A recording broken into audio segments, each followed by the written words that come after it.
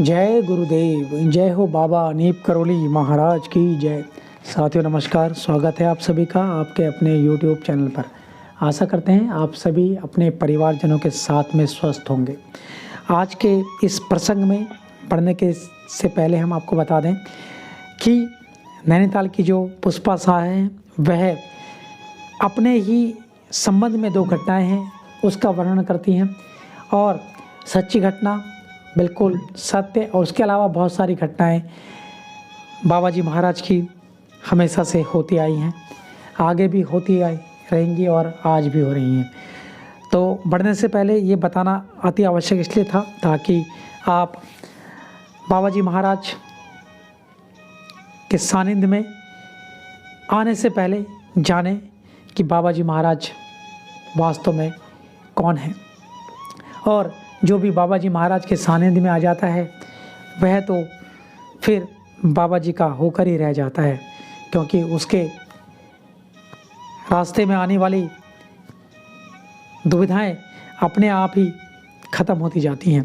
तो बढ़ते हैं, नैनीताल की पुष्पा शाह के जो दो अलौकिक लीला हैं उनके बारे में आज बात करेंगे और उनकी ही जुबानी इस प्रसंग में हम आपके समक्ष में रखेंगे। तो पहली घटना जो थी वह स्वयं उनके बारे में थी और जो दूसरी घटना थी वह उनके लड़के के बारे में थी। तो पहले हम बात करेंगे उनकी स्वयं की घटना की।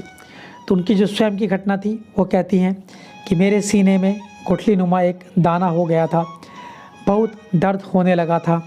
नैनीताल के महिला अस्पताल के डॉक्टर चौरसिया ने जल्द से जल्द ऑपरेशन कराने की सलाह दी, क्योंकि गांठ सख्त होने पर कैंसर का खतरा था।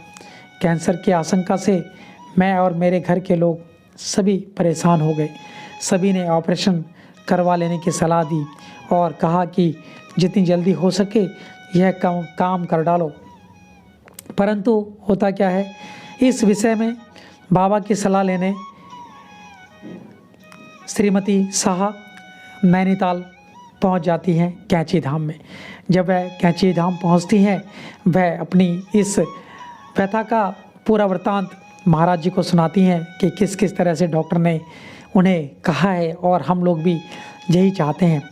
बाबा ने हमारी बात सुनकर ऑपरेशन कराने से मना कर दिया और कहा जा प्रसाद पाकर गंगा जल पी ले। तो इस तरह से महाराज जी ने उन्हें प्रसाद दिया और गंगा जल पीने के लिए कहा। श्रीमती शाह कहती हैं मैंने बाबा जी महाराज के कहे अनुसार भरपूर प्रसाद ग्रहण किया और श्री माँ से लेकर गंगा जल पी लिया। श्री माँ यानी कि जो वहाँ पे माँ थी, जीवंती माँ और माँ जिनको कहते थे। बाबा अक्सर सभी महिलाओं को माँ कह के ही पुकारा करते थे। उनसे प्रसाद लिया और फिर वह अपने घर नैनीताल पहुंच गई। अब वह बताती हैं, श्रीमती शाह बताती हैं कि मैंने देखा कि गुठली मेरे अनजाने में ही धीरे धीरे गायब हो रही है। महाराज जी की असीम अनुकंपा से श्रीमती शाह उस यातना से बच गई जो ऑपरेशन के जरिए उन्हें मिलने वाली थी।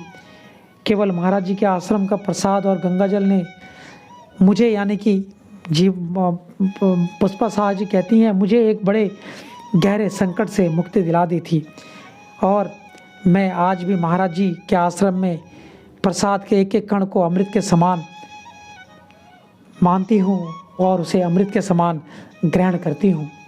तो साथियों, यह तो थी पहली घटना जो कि पुष्पा शाह ने अपने बारे में बताई। और दूसरी घटना के लिए आप बने रहिएगा हमारे साथ, हमारे अगले इसी प्रसंग के पार्ट में, ताकि हम आपको अगला प्रसंग आपके समक्ष रख सकें।